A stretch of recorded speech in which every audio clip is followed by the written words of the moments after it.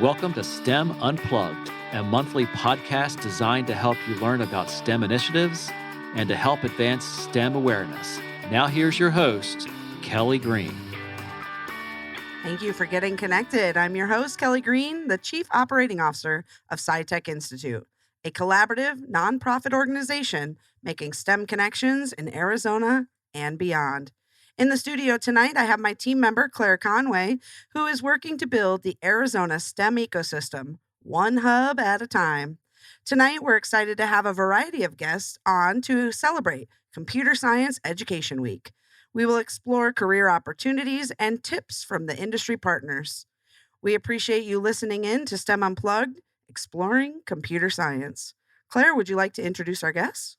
Yeah, absolutely. I was so excited to invite you all to join us tonight. We'll just go around the room and do some quick introductions. First off, we've got Reggie Jackson from State Farm. He's an infrastructure and DevOps analyst. We've also got Serena joining us she's an engagement manager in the corporate social responsibility group at TCS. From American Express, we have Amanda and Shilpa. Amanda's a program manager and Shilpa is an engineering director. We've also got Jenna from Microsoft, who is an education specialist, and Michael from GenTech Support, who is a store manager and is super excited to support the community with tech services. Thank you all for joining. Yeah, what a great group. Thank you all for joining us on STEM Unplugged. Let's get right into our discussions about the importance of computer science here in the growing industry of Arizona. Let's start with Reginald. What's your background and how can we inspire students to get interested to explore computer science opportunities? What do you do in your spare time, Reggie? My spare time. Okay, that's interesting.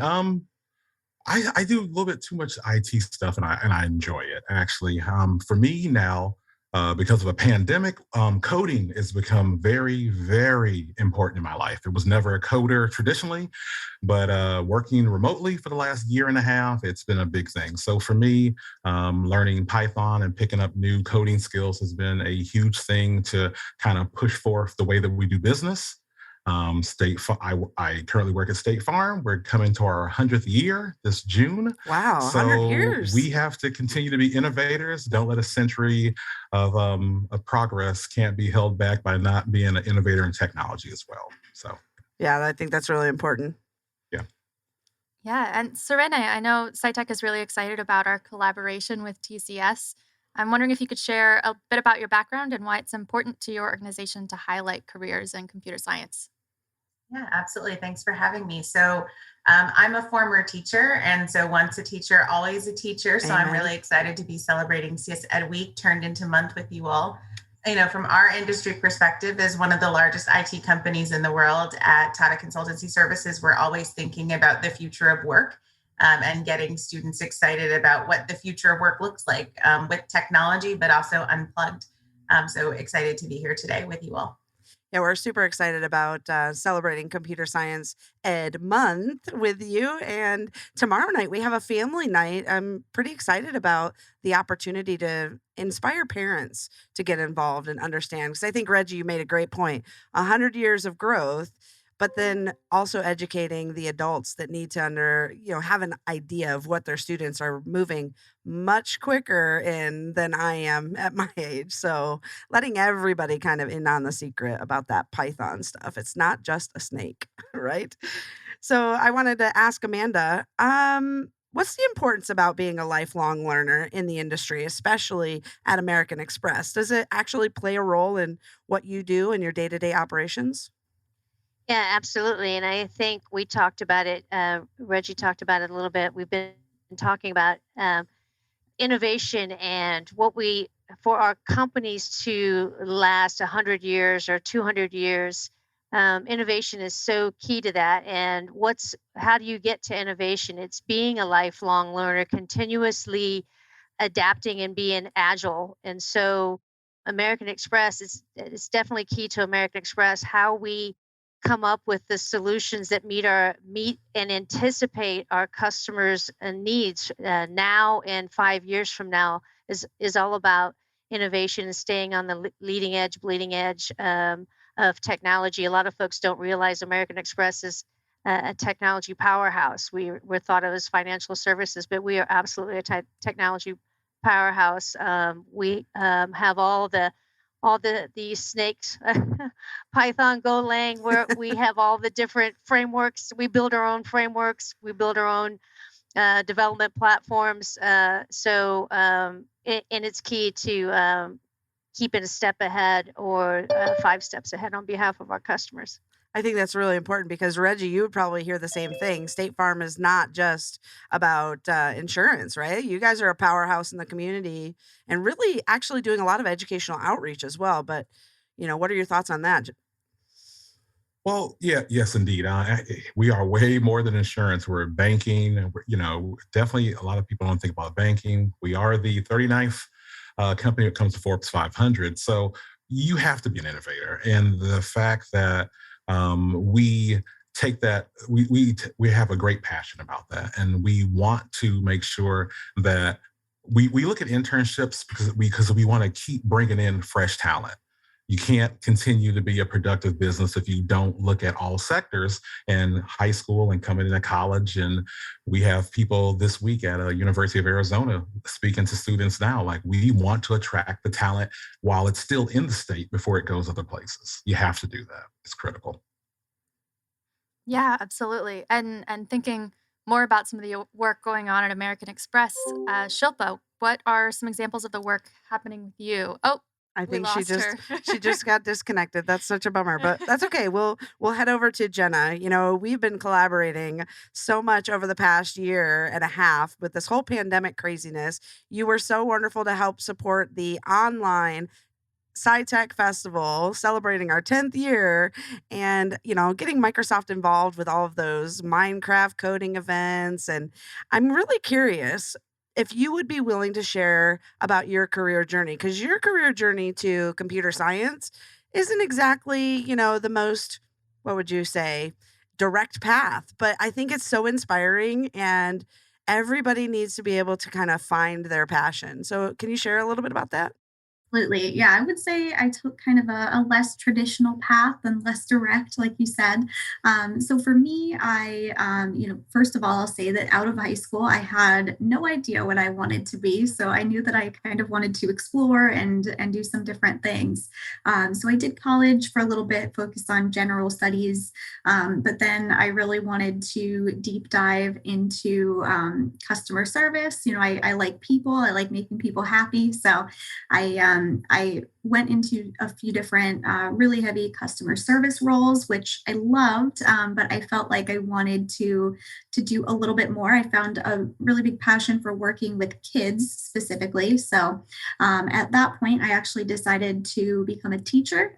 So I took a few classes in elementary education and became a preschool teacher for a little while, which again, lots of things I loved about it, but it was very challenging, which I'm sure all of you who've taught know that. And I did have this big passion for technology as well. It was something that was a passion of mine in high school, but I didn't necessarily think I wanted to go down the tech path, because in my mind, like, it was either like you get to work with tech or you get to work with people, and there's not really a mix. And I didn't want to be just sitting in front of a computer coding all day, even though I had coding experience and I liked that. It wasn't what I wanted to do full time. But when I found this job at Microsoft, it was kind of a perfect blend of everything that I love. I work with our schools, our local schools and education institutions. So I still get to keep that piece of supporting education and working with students and kids. And then I, of course, we're a huge tech company, so I get a lot of involvement in that tech side. And then also just the people side all around, getting to support businesses and communities and people from all different paths. So it ended up working out really well. And I think that the takeaway there is just, don't feel like you are pushed into one specific path. Just kind of think of innovative ways to combine everything that you like.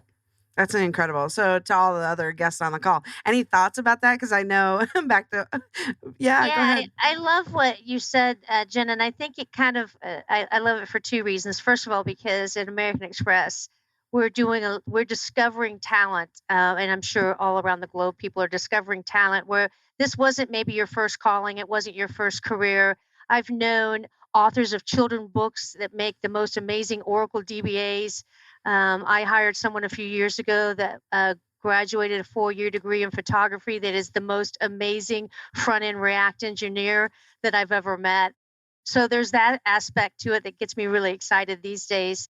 But I love what you said, and I sort of feel like the reverse. I came into it, I was an electrical engineer by degree, software engineer by trade, love what I do, love that tech aspect, and somehow didn't really understand that there are all these customers and there's your colleagues and there's the people aspects, and that's your ability to mentor and coach. I guess one of my takeaways in turn is I do a lot of those sorts of things that bring me great joy. And it's not a very narrow silo thing that you do, even in software engineering and in technology. There's so many different disciplines in technology and so many different ways you can contribute even outside of your specific training or field. So love it. Yeah, absolutely. That is such a great point. And I want to loop in Michael here, thinking as I'm meeting with some industry partners, especially in computer science and IT, I'm hearing a lot about these soft skills and how important they are, kind of like Amanda was just mentioning. And I'm wondering your thoughts. What soft skills do you think are important, and how can we create a pathway for students to enter that growing job market and build those soft skills? So I think, soft skills are incredibly important, and I really try to motivate my team and the people I work with to, develop, to work together, teamwork, effective communicating, and also conflict resolution, because things don't always go as planned. And, a lot of times people think of, us IT people as, we sit, like my degree is in cybersecurity. So think of someone just sits in a dark room all day coding. A lot of people kind of think of us like that, or programmers who just sit in front of screens. But, it's really important that we can express our ideas to others, because if we can't do that, it's going to hold back the team. So yeah, definitely very important to help develop those. And I think, one way we can do that is by working together and working on team projects and collaborating and practicing effective communication, but also notice when we are kind of lacking in that communication. So like if we notice, someone is not communicating as effectively, or if we are making mistakes, just make sure to recognize those, and also, so we can be better in the future. As far as creating a pathway towards that, I think it's just something that needs to be talked about a little bit more, especially within, in high school. I think back, in high school of, we have our strong technical skills, know how to program, how to do networking, those kind of skills, but no one really focuses on teaching us how to collaborate or work on a team, or how to resolve conflicts within your team. So I think that is just generating that awareness is something that we can work on to develop. And also, Michael, I think you would say, I think I've heard you say, and also learn how to fail and celebrate failure as a pathway to learning, right? Yes. I've heard that so much, like failure's not an option. Well, it should be, because that's how you learn the best. And as a former classroom teacher, every day I made mistakes all day long, and hopefully they weren't embarrassing mistakes. But, Michael, like you're fresh out of school soon, right? Like you just graduated from GCU and. Yep, I graduated this year, so real fresh. Yeah. Now, I think congratulations. Woohoo, lopes up. But the idea of misconceptions is really great. I'd love to open this conversation to everybody on the call about what are the misconceptions, or one of those, about even your job, right? So we talked about State Farm, American Express, like what do people really think they are, and what do you actually do? Or there are misconceptions about a coder sitting in the basement with a hoodie on, click, click, click, click until 4 a.m. What are some of those misconceptions that we really do need to address in the community? How can we all take the next step, like tonight, having this podcast, and thank you all to our listeners out there, but really sharing and educating what is computer science? Where could it lead you? What path could you take into a new career? Or like Jenna, finding something that melds all of those experiences you had together. Anybody want to go first? I can. This is Shilpa. I know I had a lot of technical challenges to come in. So that's the first misconception, that if you are an engineer or a computer programmer, you're not going to have any challenges. No, you always have tech challenges at the crucial times. Well, jokes aside, one of the things that I have seen as some of the people I've seen people say, "Oh, you're working in computer programming. What do you do?" We say we create products, we create software. That sounds very boring. So, are you stuck in the same place, doing your own little stuff, not talking to each other? So, those are the common misconceptions I see, and I say no, it's not that. It's really you get to define what you want out of that particular role or of that particular responsibility. You do define. And at American Express, we do get that. You have to, if you want to be a maverick, you want to be an individual contributor. Some people do like sitting with headphones and not being part, not collaborating. They work best, and you can do that. But some people love being part of the team, asking questions, collaborating, brainstorming. That can be defined too. So I think we should not. You're not tied to a title. You're not tied to what you believe or the industry believes you should do. I think you have that opportunity, and you should take it to define what it means for you. Talk to your leader, talk to your peer, and make it work for you. What is fun, and to make you motivate to come to work every day. I think that's great because Claire and I are, looking for ways to kind of peek behind the curtain, right? Like what really happens over there at American Express, or tell us more about Microsoft or TCS or even GenTech, right? The support systems you have available. What are some other misconceptions out there? Yeah, so I think some other ones is that, like that we're just introverted people who just don't like to work together, or, like you said, that we just sit in a room with our headphones. And, I think that is a huge misconception. One of the favorite parts of my job is reaching out to schools and interacting with district administrators and collaborating with other companies and other people. Can you help me with my Google admin? I might need your help. It's funny, I was just working on that today. But yeah, so I think, a common misconception is that, we're just introverted people that are really closed off, and, our only friends are those on the screen and stuff. So I think that is, once you kind of dive a little bit deeper, you can kind of see how cool the community is and how much fun you can have learning these things, and really challenge yourself to learn new things. And like Amanda was saying, being a learner every day, we're always something new. I think that is a huge importance when it comes to teaching students technology. Part of what we do is provide instruction to schools. And I think one of the biggest things is, there's no one in technology, there's no one person who knows it all about tech. No one person knows all of computer science or all of IT, but we can teach people to be autodidactic learners and learn how to find that information when they may not have the answer to their problem right now. And I think that is a huge thing, that, thinking that tech people, we know it all. We know all tech. We don't have any tech issues. But really, we've just learned how to troubleshoot and where to find the information and how to resolve those issues. So I think that is a big misconception, is that we just know it all and that we just sit in a room and stuff. I definitely think you know it all, because sometimes I don't know where to click on my computer and you're like, oh, it was right there. I had no idea. Oh. You know what? Also, and let me just say this, since we're talking about misconceptions, IT is an industry where you can really write your own ticket. We're not stuck in one little area, and really lifelong learning inside of your job is rewarded. Well, I know, especially in our within State Farm, we do our best to do a lot of job rotation. So we want people to have different experiences. We don't want siloed coders, and we don't want one-sided AWS people. I mean, that's a big misconception. We're not in the tunnel, and we really, just like those old books, choose your own adventure, and IT is truly that. And that's what really makes this job so wonderful for me, because I get to reinvent myself every couple of years, and that's powerful. And I think more people should see it and really experience it. When we say agile principles, or we work within agile principles, we are very agile, and it just makes us a well-rounded team, and it works well in the industry. So I agree with you, Reggie. And at American Express as well, we very much encourage, we don't have a formal job rotation, but we encourage, and as a hiring leader, I've always encouraged people on my team, every 3 to 5 years, you should be looking to do something different. Some people want to do the same thing for 20 years or longer, and that's okay too.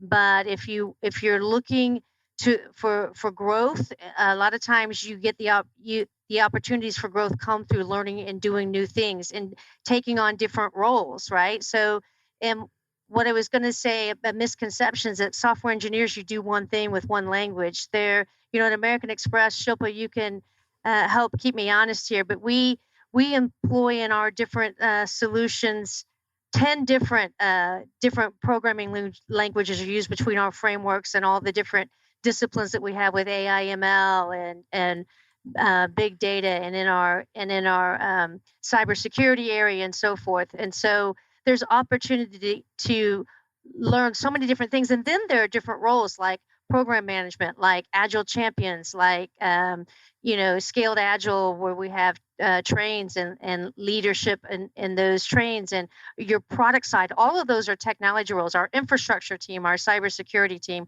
all of those things are options for anyone who wants to learn and do. And we have a particular vehicle at American Express that I'm just a huge fan of. And it's something we call 5+. So every year you take it like PTO and you decide if you want to go shadow somebody in a job, or if you want to train. We have different training available to us for free. If you just want to take 5 consecutive days and go learn something new and different, or if it's, again, shadowing somebody in their job to see what that would be like, what a day in the life is, we have that sort of program. And I just think all of those things are wonderful to help propagate and support, reinforce lifelong learning and agility for technologists. I think the other thing that I'll add too is, in Arizona, TCS supports over 50 customers. And when we're talking about Computer Science Education Week and students and getting them excited about these future jobs, one of the things that I think is a big misconception for students right now, especially when we're talking about underserved communities or girls, is that their kind of first love, or the thing that they're most passionate about, whether it be sports, whether it be video games, whether it be fashion, all those things that they love have skills that require problem solving. So we're constantly talking to our students and teachers to say, oh, you love fashion? Like, yes, I'm sure everyone's told you there's a ton of math in that. Or, oh, you love sports? Let's figure out how you dunk, like insert player here. There's problem solving in that. There's collaboration in that. And those skills are completely transferable to technology. So I think one of the biggest misconceptions that we're trying really hard at TCS to explore with students and teachers is that your first love can be part of the industry you're in. Your first love doesn't have to be technology. It doesn't have to be program management or technology, right? We're constantly thinking about you can't be things that you can't see, but let's start with the thing that you're passionate about, the thing that you're interested in, and let's figure out how that leads you to your career path. And hopefully there's some technology in there, and there's computational thinking and problem solving, but those two things can work together. TCS is a great example of, we have diversity in our customers, from retail to fashion to technology to banking and finance. Anything that you're interested in is a possibility. And so I think our biggest misconception that we're constantly trying to myth bust is that your future can be something that you love to do. And that's something that I don't think a lot of people have an opportunity to think about or to consider. Sometimes it's just about the realities of needing a job and providing for your family and that security. But there are possibilities that can help you bring those things together. So that's one thing we talk a lot about here at TCS. That's a great point. And especially here in Arizona, there are so many opportunities. I don't think everybody understands entry level, right? You're not necessarily going to be the project director when you first walk in. Maybe you just get your foot in the door. And I think, Jenna, you were going to share something, but that idea of internship, externship, take a tour, stop by. What's the day in the life of? But Jenna, go ahead and share. What were your thoughts?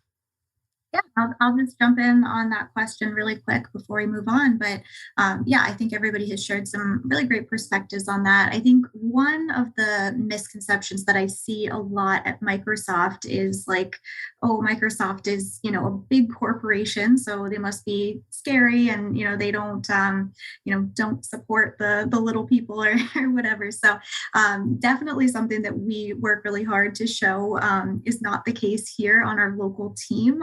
we really are here to build those relationships one-to-one. It doesn't matter if you're a small charter school with just a few teachers or, a small community organization, whatever it may be. We really are here to, to support everybody. That's our mission statement, is to empower every person and organization. And we really try to live that every day. And then just kind of the flip side, or the other side of what I see misconception wise, especially working with students a lot, which I do, is like that you have to know everything to be able to work at Microsoft. And I think a lot of us kind of alluded to that, but people think, oh, well, Microsoft does so many different things. So, I can't work there because I don't know every one of those things. But I actually feel that it's really the opposite, where it's like we do so many different things. So if you know any of those things, you are a great fit at Microsoft. So, definitely always want to encourage students or whoever, is interested in a potential career with Microsoft that, that you don't have to have a ton of tech experience, really any tech experience actually, and you don't have to know one specific skill. We have legal teams, we have like all these different things that you might not think of initially when you think technology company. Yeah, I think that's a great point. And even ideas of how do you, get there? What's the pathway? So we can also talk about that as a group of how did you even end up where you are? Or the idea of these internships, externships, tours. But then once you're there, right? Did you have any mentors that really continue to inspire you to keep you there? Because, it's important for students and even, later on, right? College graduates to know that if you join this organization, you're not just going to be like, okay, go do your job. You know how to code or you know how to be an engineer.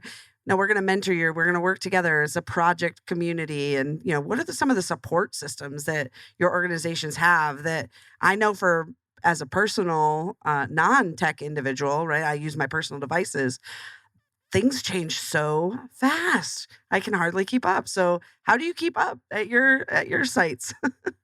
Yeah, so at Microsoft, it's one of my favorite things about the company. I've been here for 5.5 years because I really love all of the support that I've been able to get from my team and from other teams across Microsoft as well. And I think I see like multiple different sides that are all equally important. So first, I see, support with my actual job. So if I'm struggling with, with whatever it may be, the new technology, new initiatives, anything like that.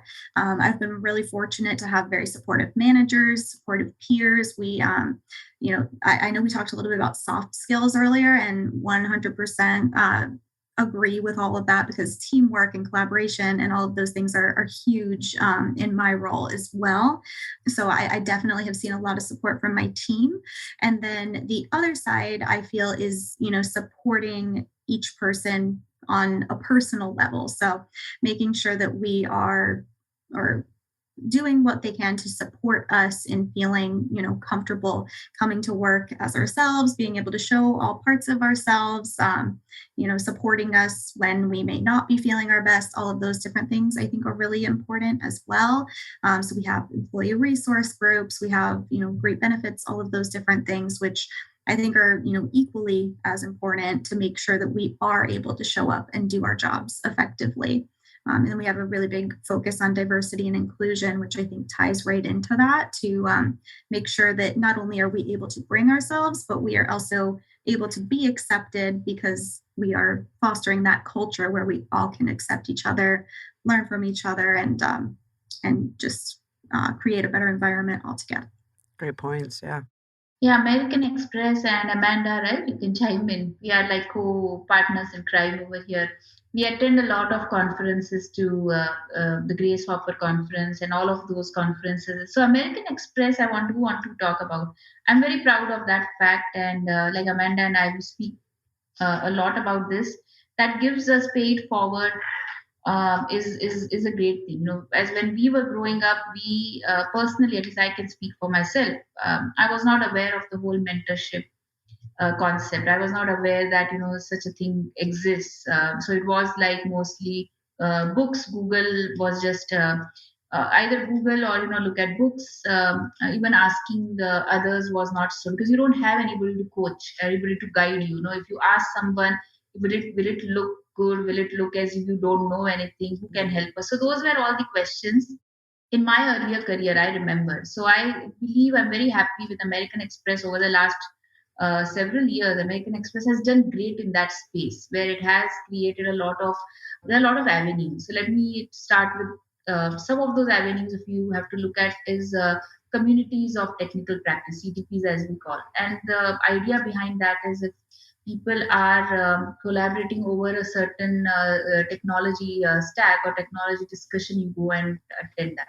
Then you have CTPs from a product standpoint. So maybe you are not ready, you want to understand more, how does the product work, like you have that avenues as well. Those are more professional networking opportunities, understanding, being better at your role, seeing what's out there, and possibly making those connections, critical connections that are required. Then there is we have a lot of these chapters, as we saw talk about Amanda. We are part of Women in Technology Phoenix chapter. So as part of this chapter, and there are a lot of other chapters too. We usually yearly, we have a official mentoring program that we have started over the last few years. And that's where some of these things that we realized was that people were not sure how to go about asking for a mentor. What do I do? Do I just ask? Should I ask? Do I look good? Will it look good? So all of these questions. So when we created a formal program, it really opened people's eyes.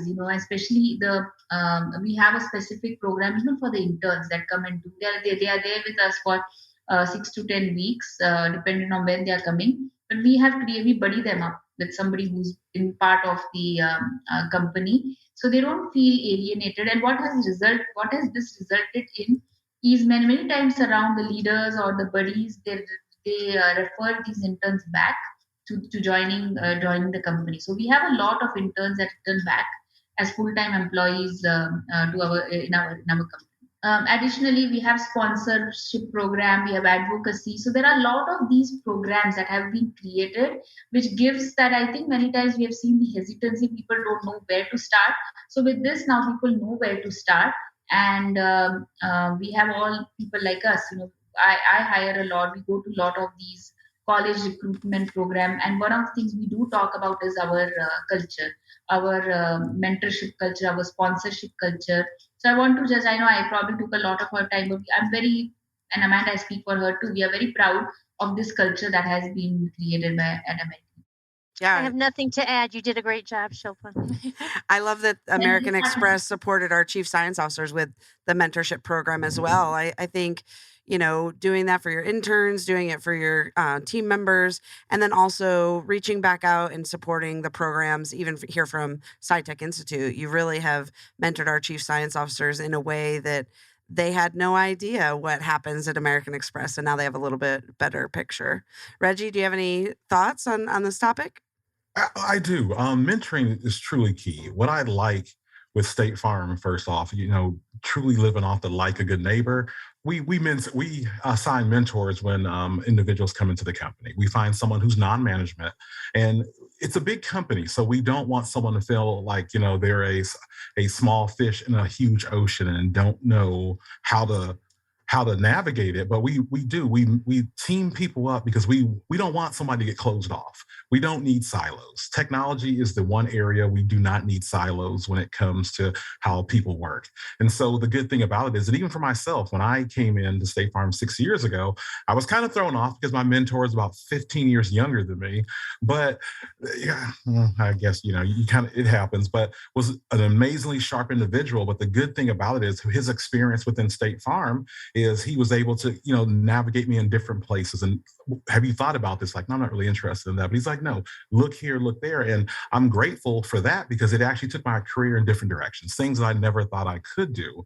And I kind of went in kind of tunnel vision thinking like, okay, I'm just going to work this one path. I like AWS. We're going to go AWS. I like Hadoop. I want to do this. And they're like, you got to think wider, think bigger. And I'm grateful for that because you end up making better future mentors. And then those mentors become mentors to your CSOs. And that's kind of what engaged me to want to do it.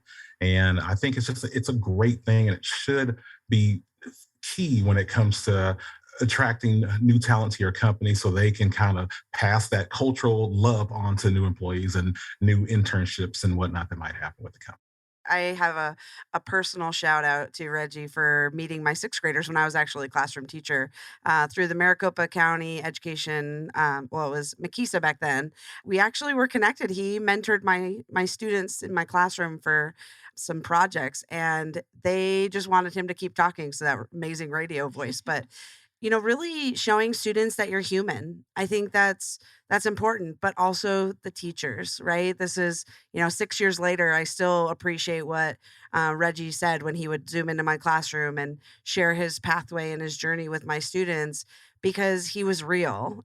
I think all of you joining tonight, it's really showcasing that it doesn't have to be that defined path, right? Jenna, it wasn't direct, and you weren't really sure, so you explored. And our goal here at SciTech Institute is really to kind of open those doors and allow people of all ages, right, 0 to 103, explore STEM opportunities. I think that's really the exciting part about getting connected with TCS, right? You have so many things I had no idea about. I didn't, and we've chatted a couple times, and I'm like, oh, you do that too? Oh, what else? What else can we do together, Serena? That's awesome. Yeah, I think that's one of the pieces that is always exciting about the conversations we get to have with fantastic partners like you all at SciTech and Exploring that. I think, in terms of mentorship, we have all the formal mentorship pieces, but one of the things I really appreciate about TCS, and I've personally had an opportunity to be a classroom teacher in New York City. I've hopped to different nonprofits and always worked in education and STEM education. But coming over to TCS was different. I was a little bit nervous about that career jump because you're going to this big giant company that has 500,000 people literally that work for it across all industries. It's part of a huge group. And I think, Jenna alluded to this from Microsoft. One of the biggest pieces of advice I got in my nonprofit career was actually from one of your colleagues who's still at Microsoft, Jenna, in New York. And he said, it's not just about bringing people in, it's about how you keep them. And I've always thought about that in my career here at TCS when we're working with teachers, when we're working with students. But I think one thing I deeply appreciate about TCS is we all want to have a sense of purpose every single day when we wake up. And the opportunity to wake up every day and have purpose comes with transparency and accessibility. And I think for all the formal mentors that I've had, who I'm deeply appreciative of, the culture at TCS is also informal mentorship. So even though I had a formal assigned buddy who was fantastic, when it came to figuring out, what's the best way to travel to go meet this school district, or what's the best way to deliver this content, who can I reach out to here? Those informal connections and mentorship, I think, are just so powerful.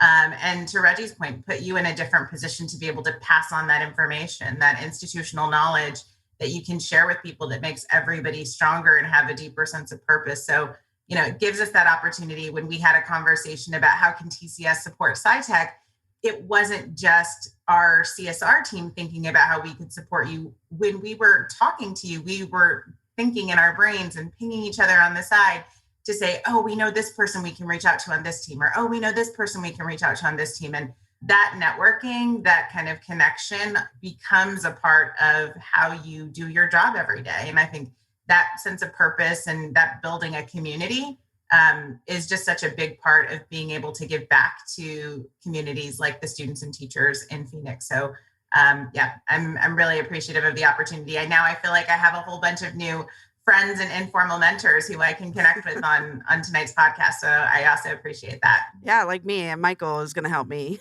on a lot of things. But what about for you? I know you're just starting your career. How are you feeling at GenTech Support? Yeah, so GenTech has been really amazing, and I really fell in love with what we do and how we are able to first help a lot of students in the Phoenix area, but also create that pathway for college students. So I started last year when I was still finishing up my senior year, and I started as an instructor teaching in the schools. I think it was when I really fell in love was when we did our first school deployment. So a big part of what we do is, yes, we do the tech support. So I will be there to help you with your phone and everything, but we also teach STEM in schools. So we bring the curriculum, the equipment, and the instruction into schools to help facilitate that within school districts around Phoenix. And we are starting to grow that around Arizona and the Valley as well. So I think for me, really fell in love after teaching my first class was when we gave the computers to the students. So part of one of our programs is we teach kids how to build computers and teach them the inner workings of a computer, teach them a little binary, some networking, Wow. and they get to develop some computer science skills. And then they also get a computer back for free. So that's just something that is included in our programs. And seeing the impact that it made on a lot of those students doing that was like huge to me. I know, like for me personally, and I'm sure there's a lot of students who may want to get into tech. I didn't have my first computer until I was leaving to go to college. So when all throughout high school, didn't have one. And for some of these students, for these elementary and middle school kids, this was their first computer as a family. Saw some families that were even, tearing up because it's Yeah. such a big opportunity for them. So that is one way we are trying to create a pathway for students at a younger age. But then it also helps out for the instructors like myself at the time by giving them a job that is in their field. The reason I left my previous job, I all throughout college, I was working in restaurant, working back of house in the kitchen, loved it. A lot of character development working there, learned a lot, but that wasn't what I wasn't paying to go to school, work in a kitchen. So, decided to take a jump and apply here. And, that is what we want to do is create that pathway as an entry level job for tech students, for STEM majors, because they are the ones we have a lot of knowledge. We are studying this. We know a lot about technology. So being able to teach that in schools and help students is a really great opportunity. And within the company, we do have a lot of opportunity for growth. Like I started as an instructor. Now I'm managing the store and some of the other operations around the company. So we are trying to create that pathway, not only for the younger students, but also for college students that are teaching or working with us. Well, I think you So made an incredible point, right? Not just learning it, but being able to teach it to others. That's like a teacher tidbit, right? We were all yeah, like personally proud of you. Our teacher hearts were so happy because, putting students in groups, working on projects, and then having them teach others. I used to do learning buddies, right? My sixth graders would go partner with first graders.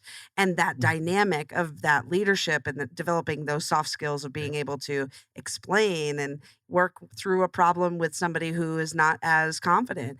Those are powerful, especially in the tech industry. So I'm super excited you had that experience. yeah, it's awesome seeing, especially for the students as well, because they see someone who can relate to them a little bit better compared to their teachers. They know their teachers are great. Met a lot of amazing teachers, but our instructors, we've been able to develop real good connections with those students and really get them interested in whatever field that we are teaching them in that program. And Yeah. it's made a huge difference for them. Shout out to the teachers out there because we all know we're the teacher. You're boring. We see you all the time. But when a cool kid like Michael walks in and is showing you something fun, you're like, oh, he's an expert. Yeah. He's so no, no, no. Please don't talk to me, Miss Greene. I want to talk to Michael. And you're like, what? I knew I brought Michael. Like, I'm cool. That happened a lot when Reggie would visit. They didn't want to talk to me anymore. They just wanted to hear Reggie. So this has been an incredible conversation. And I want to ask one final question as we kind of go around the room. Couple of things, actually, a couple. If you're chatting with eighth graders, what would you say to encourage them to consider your organization? And then to our listeners, we want to encourage you to get involved in the STEM community. Maybe you are an industry professional seeking ways to make an impact on the lives of others, but you need an opportunity to share. Or maybe you're a student searching for that mentor and you're not sure where to look or who is available. Maybe you're a community collaborator hoping to meet the right people to help make a SciTech Festival event happen. We want to help you get connected, and we want to encourage you to host events, tours, showcases, STEM career panels, and more. And just a quick little plug, The 11th season of the Arizona SciTech Festival starts in February. So let's go around one last time and share final thoughts about tonight's conversation and way our listeners can find out more or get in contact with you, and your final tip for 8th graders. What would you say to them? Let's start with Amanda. Wow. I first of all, I want to say thank you for giving us the opportunity to come here tonight. I feel like this was something I wanted to do to contribute and give back, but I got so much more out of it, including this wonderful network that I see in front of me tonight. I will be reaching out to all of you. I feel a connection and I have benefited from the conversation this evening. So thank you for that. What I love that we talked in different levels. We talked sort of like grassroots and start young, and how do we invest and how do we contribute and create interest and understanding about STEM. It's not rocket scientists. Some of it is, and some of it isn't. And you can whatever your interests are, there's IT for that. Right? And there's IT behind it. I tell my son who loves gaming, right? There's IT behind that. You can create games, right? So whatever your interest is, you can apply technology to it, particularly in this decade and beyond.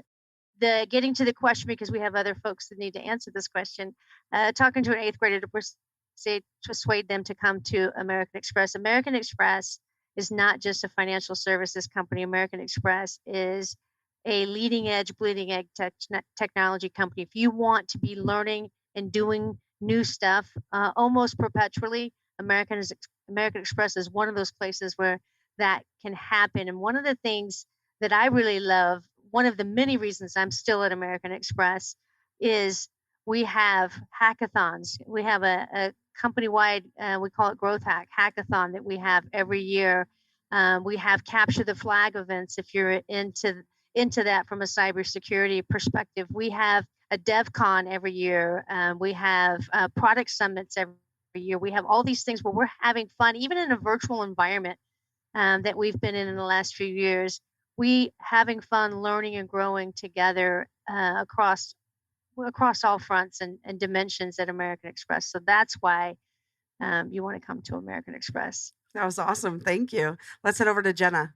Yeah, so just like Amanda said, thank you for having me. I'm definitely really glad that I got an opportunity to do this and meet everybody and gain all of these great insights from everybody. So I will start with what I would say to an 8th grader who's interested in Microsoft. I think I already said some of these things earlier, but just don't feel like you have to have it figured all out right now. Like, you have plenty of time. Even after you start your career, you still have plenty of time. You can change, you can grow. I think I'm still learning all the time in my job, and having ideas about like, oh well, maybe my next job I want to do this or this, which is a great thing about Microsoft, is that we are that's one perk of having a company that's so big, is that we do have so many different options. If I want to explore a different path, I have a lot of opportunities to be able to do so.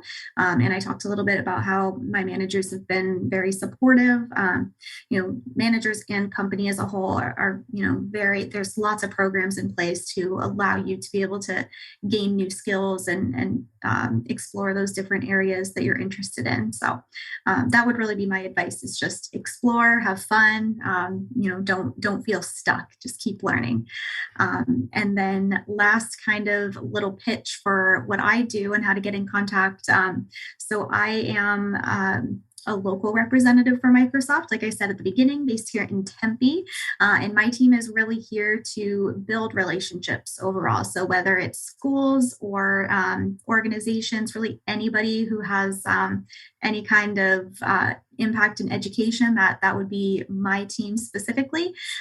So I love meeting new people. I love having these conversations, brainstorming, thinking outside of the box of how we can work together and support. So would definitely love to connect with anybody. Best way to reach me, I would say, is my direct Microsoft email, which is jenna.esek, so my first and last name, jenna.esek @microsoft.com. And I hope to hear from some of you. Thank you. Excellent. Thank you. What about you, Serena? Yeah, so I think, we've covered a lot of it. Thank you all so much for the opportunity and experience to be here. I think we talked a little bit about failure and risk. And I think that's one thing we always try to leave behind with our students is that, we always talk about failure as first attempt in learning. That's what it stands for. And that, you're going to have to take risk and you're going to have to get comfortable with making a lot of mistakes, if you will. And I just mean in exploring and trying different things. Part of exploring and trying different things, which I think my colleagues on the call have mentioned, is exploring them and being okay with, I don't like this and I don't love this, or I really want to see if this is a possibility, and asking questions. So staying curious and embracing kind of that risk, I think, is part of it.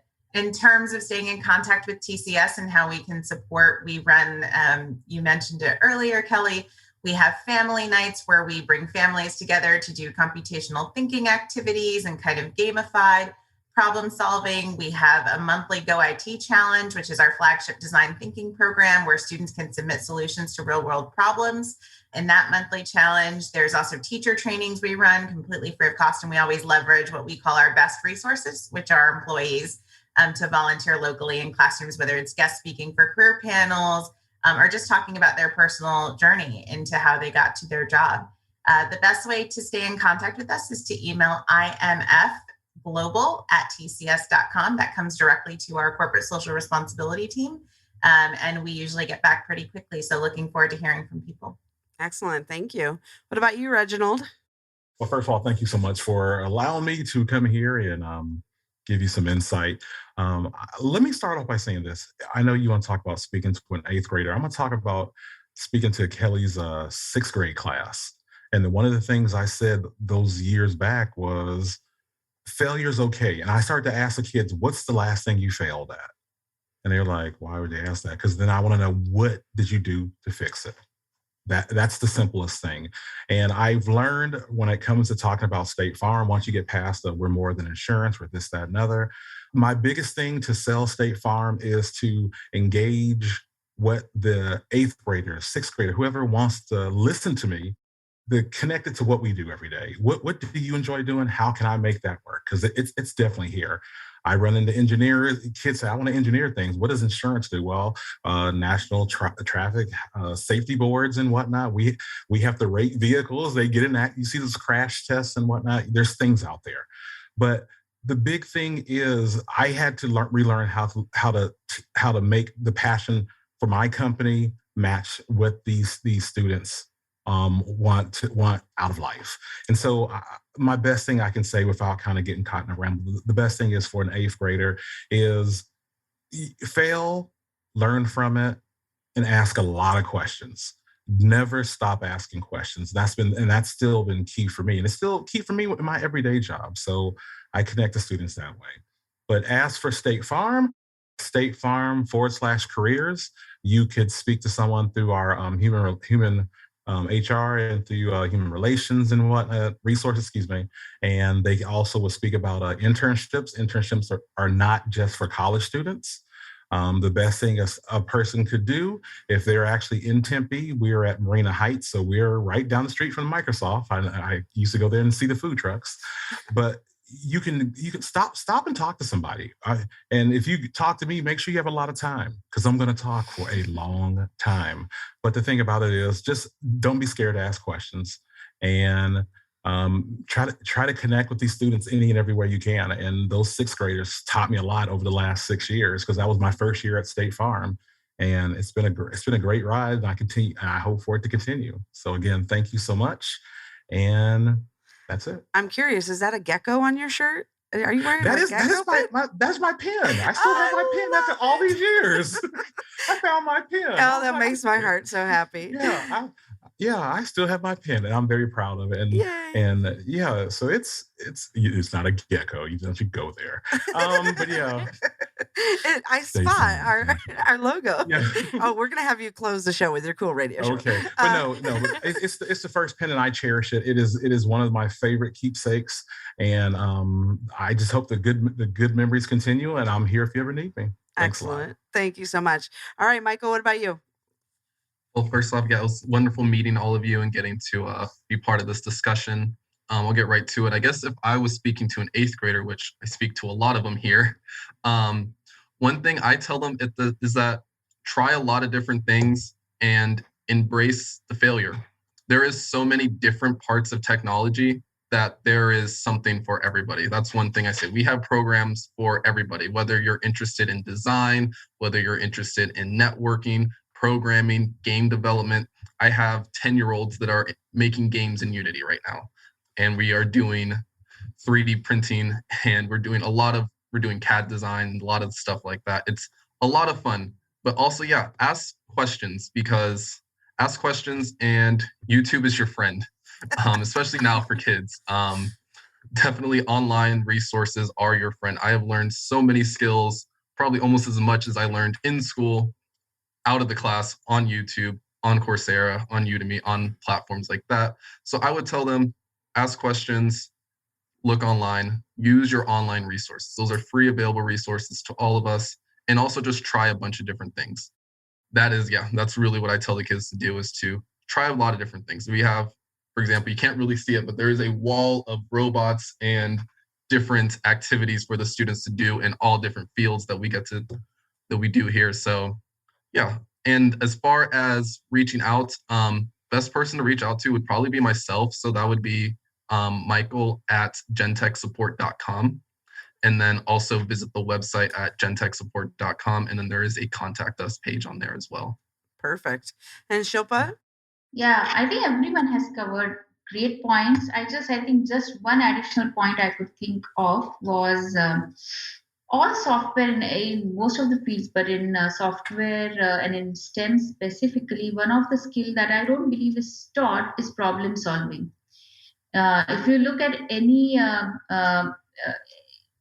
interviews that happen, or that's what we are looking. We're not looking for the exact answers, but we are looking for an approach. We are looking at whether a problem can be solved. So my advice, and I have a 15-year-old, it's other thing that he doesn't listen to me, but I hope that he imbibes it somewhere within him. I think it's very, very important for that. How can you solve a problem? If you're stuck, don't give up. Try different ways of how we can solve problems. There is internet. Everyone of you have been talking about this YouTube. There are so many resources that are available that will help you get to a solution. Don't just go and ask for a solution, but try to solve it before you ask for help. And asking help is not bad, but I think the point is, what can you do? What are different activities that you can do? Puzzle solving, chess, if anything that you like that helps you solve any problem. Could be carpentry, woodwork, because there are a lot of problems challenges you could come up there. So that would be my one message. If you could make it fun, parents, or caregivers, make it fun. Give those small something to solve and build that skill. So that's a crucial skill. That's excellent. And transparency. Yeah.